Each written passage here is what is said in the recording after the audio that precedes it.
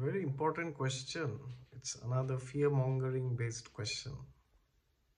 So many people, they ask, I am a Leo Ascendant and I am a Cancer Ascendant. Is my marriage ruined? Will I never get married? Or will it end in a divorce? Or anything else? Why? Because they say that Saturn is the lord of the seventh house for Leo and Cancer. So does this mean that every Leo and every Cancer ascendant will be having terrible married lives?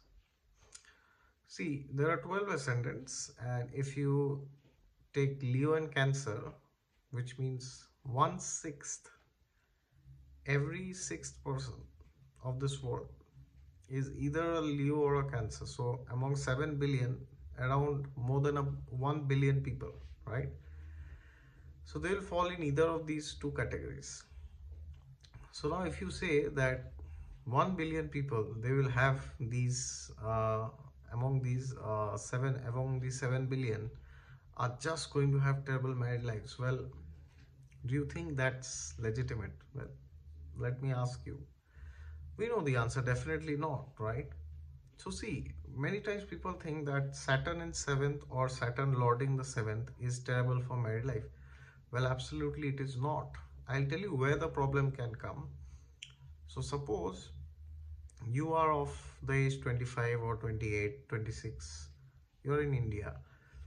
Then if you are a Leo or a Cancer and you run the Antardasha of Saturn, then what could happen is during that time you could go into finding somebody, and there might be some delays or disappointments or setbacks, but eventually you will find that person. Or because it is Saturn and the dasha is of Saturn, the person could be much elder to you in age. It is possible, provided during your time of marriage, your wedding, you are running the dasha of Saturn and you met the person for the first time during that dasha, provided, right? But then we forget there are other houses of marriage. We have the second house and the 11th house, right?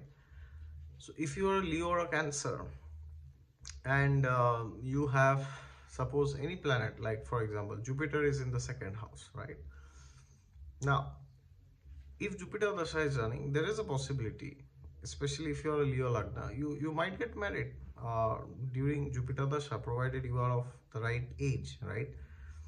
It absolutely doesn't matter in that case where your Saturn is, what he's doing, because if Jupiter is signifying the houses of marriage and you are of a marriageable age, you might get married during that time. So therefore, do not blindly say that 1 billion people of this world, they will have terrible married lives, because the thing is, if 1 billion people have terrible married lives, then their spouse, that's another billion, right?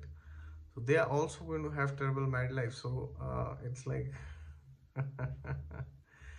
so then it's like so many people are just having terrible married lives because